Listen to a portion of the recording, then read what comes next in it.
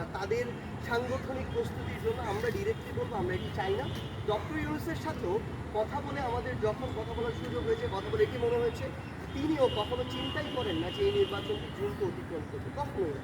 So তাদের যদি কোনো কিছু বলার থাকে, চাওয়ার থাকে, স্পেসিফিক ডেট বা বাংক, আমরা বরং মনে করি তারা বিএনপির প্ল্যাটফর্মের ব্যানারে সরাসরি তাদের সাথে গিয়ে কথা বলে এটি চাইতে পারেন। আমরাও বরং এক্ষেত্রে তাদেরকে এই বিষয়টিতে হেল্প করব। কিন্তু সরাসরি কথা না বলে পরোক্ষভাবে বিভিন্নভাবে চাপ দিয়ে সরকারকে ঠিকমতো যদি ফাংশন করতে না দেওয়া হয়, তাহলে দিন শেষে শুধুমাত্র একটি নির্বাচন দেওয়ার মাধ্যমে ডক্টর ইউনূস কখনো তার যে দায়বদ্ধতা সেটি পূরণ করবেন না, এবং তিনি ওই মানুষও না যে ওই একটা দায়বদ্ধতা পূরণ করে চলে যাবেন। বরং তিনি যদি বাকি দুইটা পূরণ না করতে পারেন, আমরা মনে করি তিনি হয়তো এটি ছেড়ে দিতে পারেন, যেই সম্ভাবনা গতকালকে তৈরি হয়েছে। আমার প্রশ্নটা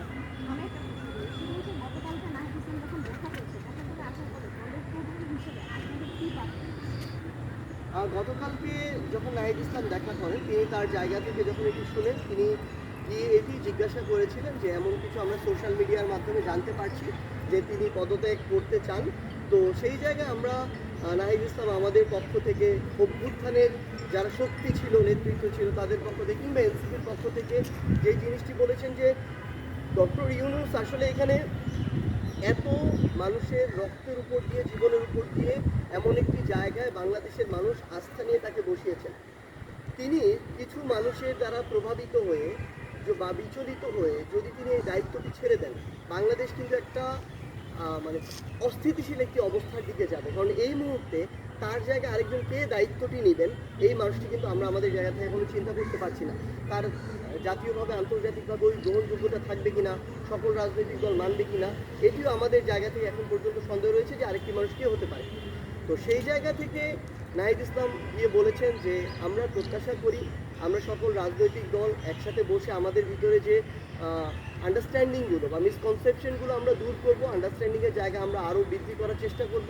তিনিও তার জায়গা থেকে সকলকে ডেকে কথা বলতে পারেন, কিন্তু এখানে অভ্যুত্থানের দায়বদ্ধতা রয়েছে, শহীদের জীবন, আহতদের রক্তের দায়বদ্ধতা রয়েছে। এখানে হঠাৎ করে এভাবে চলে গিয়ে দেশ কিন্তু একটা অস্থিতিশীল দিকে যাবে, যেটা আমরা কখনো প্রত্যাশা করি না। সেই জায়গায় নাহিদ ইসলাম আহ্বান জানিয়েছেন যে তিনি যেন সকল রাজনৈতিক দলগুলোর সাথে বসেন, তিনি যেন ক্ষমতাকে, তিনি যেন তার জায়গা থেকে এই অন্তর্বর্তীকালীন সরকারের প্রধান উপদেষ্টার পদটি থেকে পদত্যাগ করার চিন্তা না করে বরং রাজনৈতিক দলগুলোকে কীভাবে ঐক্যবদ্ধ করা যায়, এবং এই যে সমস্যাগুলো হচ্ছে এই সমস্যাগুলো মাঠের সলিউশনে না গিয়ে কীভাবে টেবিল ডিসকাশনের সলিউশনে নিয়ে আসা যায়, কীভাবে অতি দ্রুত বিচারগুলো করা যায়, সংস্কারগুলো করা যায়, সেদিকে মনোযোগ দেওয়ার আহ্বান জানিয়েছেন।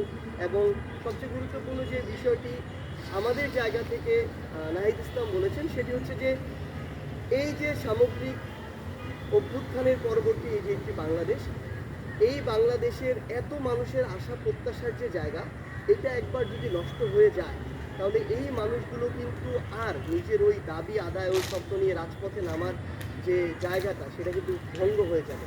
তো মানুষের এই স্বপ্ন ভঙ্গ যেন না হয়, এটার কারণ হলো তার ওই পথটিতে থাকা উচিত।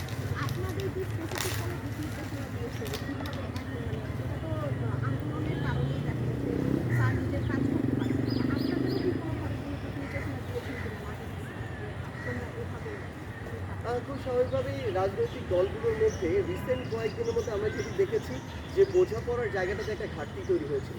সো আমরা গতকালকে